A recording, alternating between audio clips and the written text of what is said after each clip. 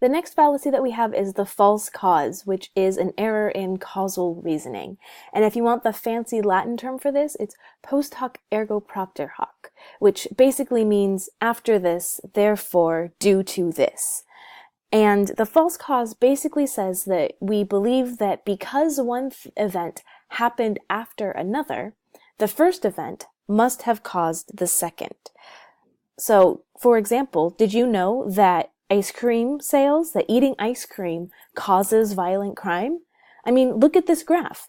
They both rise and fall at the same time. Ice cream sales go up and they peak at the same exact time that violent crime happens, right? So therefore, eating ice cream must cause violent crime, right? No. The true cause of this is the fact that both ice cream sales and violent crime happen to peak in the summer months.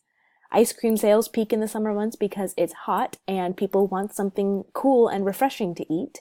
And violent crime peaks in summer months because more people are out and about and they leave their windows open and all of these other weird little causes, right? So it's a false cause to say that ice cream sales cause violent crime, or rather that eating ice cream causes violent crime. This is what we call the confusion of causation and correlation, right? These two variables are correlated. They happen to happen at the same time, but one does not necessarily cause the other. That's where the false cause comes in. Generally speaking, we're looking at two variables that happen to be correlated, but one doesn't necessarily cause the other.